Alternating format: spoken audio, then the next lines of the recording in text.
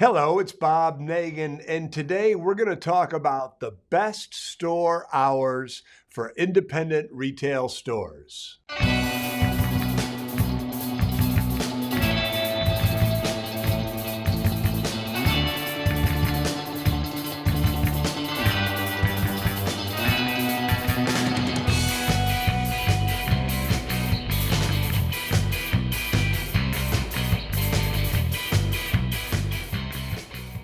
So in our Facebook group, Whiz Bang Retailers, which, by the way, if you're not a member, I would encourage you to join, there has been a lot of conversation about store hours and what are the best store hours.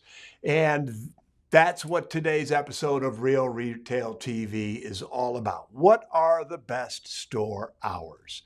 And the simplest answer is keep the same hours as your local mall or as your local big box stores. So at the minimum, an independent retail store owner should keep the hours of 10 to 6, 6 days a week, and 12 to 5 on Sunday. Better yet, 10 to 8, 6 days a week, 12 to 5 on Sunday. So people love consistency.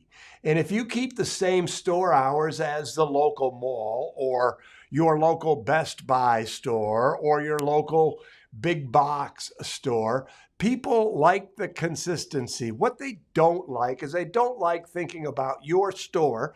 They don't like having the feeling of, oh, I want to go shop at my local independent store. What are their store hours? And then they go and they look and it's 10 to 5 on Monday and Tuesday, 10 to 7 on Wednesday, 10 to 3 on Friday, and closed on Sunday. People like consistency. This is why I recommend 10 to 6 and 12 to 5, or better yet, 10 to 8 and 12 to 5 or 12 to 6. You set them and forget them. You post them and you keep them. You train your customers to think about shopping with you when they are ready to shop with you. Now, here's the thing. Here is what I'm hearing a lot of in these conversations. Two things. Number one, I can't find good people, therefore I can't stay open. And number two, you don't know my town, Bob, or nobody is open on Sunday, or everybody closes early during the week. And let me speak to those two excuses. And I do believe that they are excuses. One of the things that I know, one of the things that I believe is that every problem points to the need to develop a skill. So if you don't have good people working for me, if your excuse for not keeping good, solid, customer-friendly, consistent hours is I can't find good people, if that's the excuse, if that's the frustration points to the need to develop the skill of recruiting. Recently, I did a Facebook Live with Patty Zeller. Patty Zeller owns the Animal Connection in Virginia, and she came to me with a real Chicken Little attitude. The sky is falling. The major pet store chain has stolen my manager. I couldn't afford to match the offer. Blah, blah, blah, blah, blah. We went through and we changed the way she was looking at the process. We helped her create a much, much better red hot help wanted ad. So she actually had a marketing piece for her position. We taught her recruiting skills. Guess what? She is fully staffed with great people. So the problem wasn't the marketplace. The problem wasn't the labor pool. The problem was she just didn't have the skills. Now, let's go to the second excuse that gets made all of the time.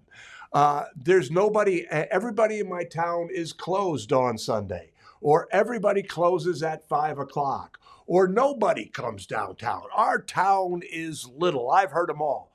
Well, guess what? That excuse points to the need to develop the skill of marketing.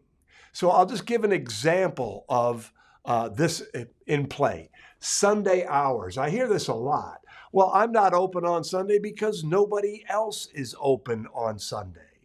But here's, again, going back to my experience, both as a retailer and with working with retailers, it's easy to build your Sunday business. You just have to have promotions on Sunday. You need to promote the fact that you're open on Sunday. You need to stay open on Sunday for a long stretch of time. Again, training your people that you are indeed open on Sunday. So a couple of years ago, I was speaking at Quilt Market, and that's for quilt store retailers. And I did a poll. I said, how many of you are open on Sunday? And literally, like in a room, I don't know, it was a pretty full room, 40, 50 people, breakout session, 3, 4, 5, 6, a handful of people. Everybody else was closed on Sunday. Why? Because everybody else was closed on Sunday. It's the insidious, everybody else is doing it this way, I should do it this way mentality. So then I started to talk to the people who were open on Sunday. And all of them did a significant amount of business on Sunday. They shared things like, Sunday is my favorite day to work. It's relaxed. The people who come in are relaxed. It's pleasant. Anecdotally, the conventional wisdom says that the dollars per hour that you'll do on Sunday, because typically Sunday hours are shorter, are the highest dollar per hour volume of any day in the week. But again, you have to know how to drive traffic. You can't wait for traffic. You can't just open on Sunday and hope that people are going to show up. You have to be proactive. You have to develop the skills. You have to learn how to be a better marketer. So really what I'm talking about here is this idea of store hours, but really store hours are just an indicator of something else. So as a retailer, you have a choice. You have a choice to keep store hours that tell your customers you're open for business, or you get to tell your customers that, that you're not playing hard, you're not playing to win. And a lot of people really don't like to hear that. But it's true. You need to be there for your customers. WWMCW, what would my customer want? And what your customer wants is they want to shop when they want to shop. And in the case of physical store hours, that means they want to shop when they have the time. If you close at 5 o'clock and you close on Sunday, your primary customer base is the unemployed. And I don't wish the unemployed as a primary customer base to any of you. So I'm encouraging you to recognize that it's skills. And skills take time to develop. And skills take work. Skills take an investment. But it's an investment worth making. And if you want to build the kind of business that will sustain you and your family for the long term, you have to do the right thing. You have to be there for your customers. And that means keeping store hours that allow your customers to shop when they want to shop. All right, I would love your comments down below. Whenever I talk about store hours, it kicks up a hornet's nest. I don't mind it. I want you to think about it, so let me hear what you have to say. I'm Bob Nagin, and we'll see you next week.